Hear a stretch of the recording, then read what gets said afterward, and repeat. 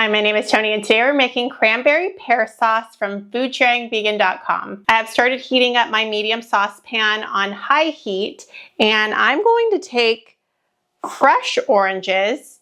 I'm going to do one large one and juice them in here. I'm just going to squeeze them in. If you have a little contraption, that would be more effective, but I am doing things the hard way as usual.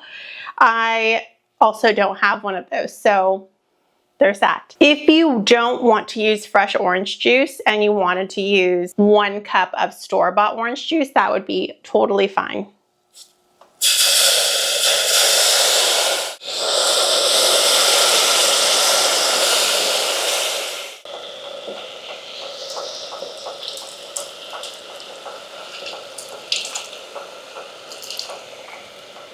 If your pot is too hot, you can also remove it from the heat or turn the heat down or off while you squeeze it in. I have preheated mine and my hands are pretty numb these days from all of my cooking for years.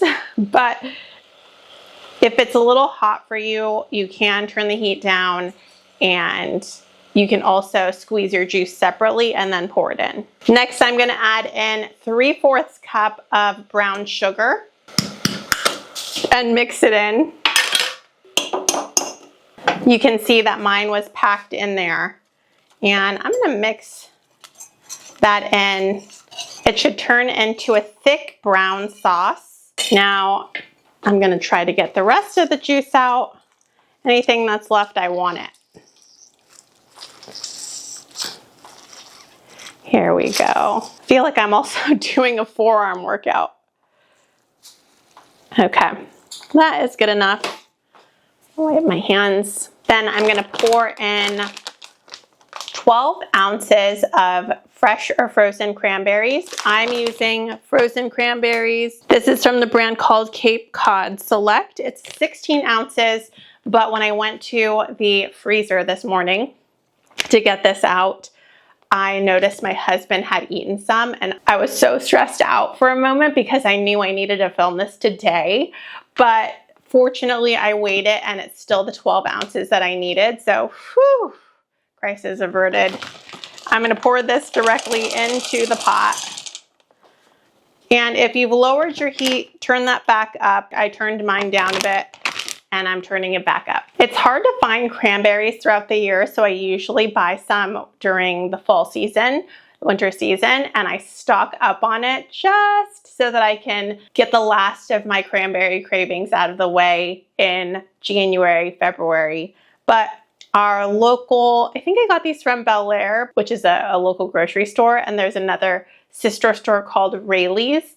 Both of those usually have frozen cranberries year-round, so if you're in the Northern California area, they may be just in Sacramento, I'm not sure, but you might be able to find them in the frozen section. I'm gonna give these a stir while I work on my pears.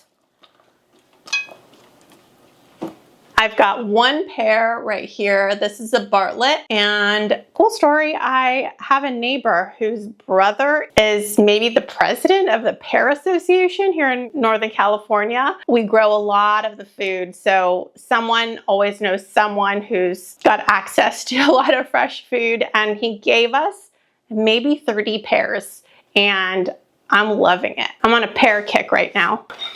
I'm gonna work on this really quickly, but I wanted to show you I've already washed it, and I'm going to simply cut around my core, and I'll eat that later. I don't mind eating the core. So much good fruit there. So I'm gonna save this for in a moment, and I'm gonna dice it.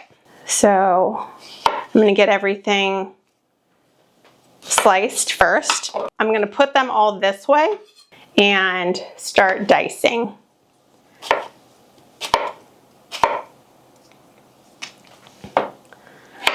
I so badly just want to take a bite. I'm not sure, are you a nibbler when you're cooking? I'm so a nibbler, which then makes you full by the time it's being served. I'm like, I'm done, I'm good, you guys eat.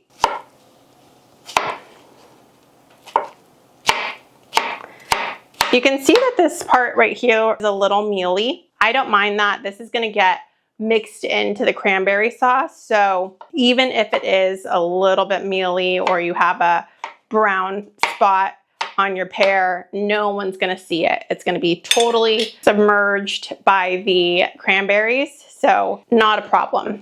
I'm gonna add these in now. This is one pear, as you saw me cutting, and it's about a medium size, maybe a little bit on the larger side. And I'm just gonna move everything along with my spoon and turn my heat up to high. It was at medium high.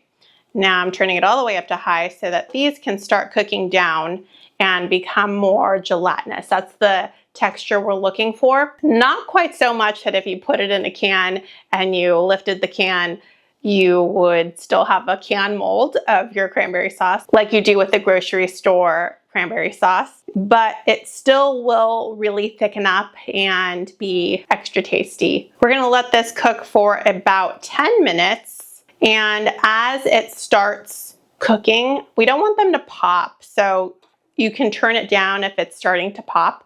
And when everything is starting to soften, I like to take the back of my spoon and crush them up a little bit so that they're not whole. This is optional, but you're also welcome to put in a little bit of your orange zest, as much as you feel like. Another optional ingredient would come in here, and that is a pinch of cinnamon. I'm not adding that to mine because I don't really love cinnamon in mine, but I know it's more common. And so you can add in a pinch or 2 pinches of cinnamon. You can do a taste test to see how much you like. Okay, that's enough for me. I'm gonna grab a spoon and make sure I get all of my zest. I didn't have a zester forever until probably like a year or 2 ago when this brand, Microplane, sent me a couple to try. And I love them so much. I used to have like a cheese grater, but to be able to zest directly in the pan is a game changer for me. I cook a lot, so I'm always trying to get in and out and be as efficient as possible. While I wait, I'm gonna eat my pear. It is such a good pear. It's perfectly ripe. And I forgot to mention that too. When you're looking for a pear, if you're using Bartlett especially, look for it to be on the yellower side, not hard and dark green or like vibrant green. It should be more of a yellow color and not so soft that it's bruising everywhere, but soft enough where there's a little slight give when you're squeezing it. I'm gonna lower the heat now. Things are really picking up and it is starting to look like a really beautiful cranberry sauce. You can see it right here. And I'm gonna lower it to a simmer now. Okay, I'm turning it all the way off now. I think it's good for us. You can cook it a little bit longer if you'd like, but remember that it'll continue thickening up as it cools down once it's in the bowl. So I'm going to remove it from the heat.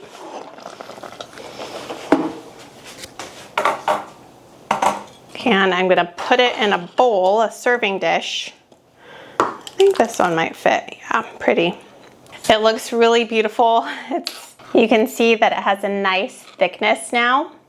And as I mentioned, it'll continue to thicken up as it cools down. Right now it's fresh off the stove, but it looks beautiful. If you want to take it up a level, you can also garnish it with some extra orange zest or even an orange and lemon zest to get extra color. Maybe put a mint leaf there and it'll be really pretty. Usually I do a taste test, but I know that this is a hit because I've made it every year for Thanksgiving and everyone loves it, but it's a little too hot for me to eat right now. I love that this is something that I can do ahead of time. I usually do it 1 to 2 days. You can even do it 3 days ahead of time so that as the holiday approaches, whether you're making it for Christmas or Thanksgiving, you can get a head start on your cooking and not have to use that stove space, which is so valuable for such a busy day. If you give it a try, please let me know in the comments, and if you make any modifications, I especially love to know. I'm always looking for ways that I can improve this recipe as well. Thank you so much for watching, and I will see you in the next video. Bye.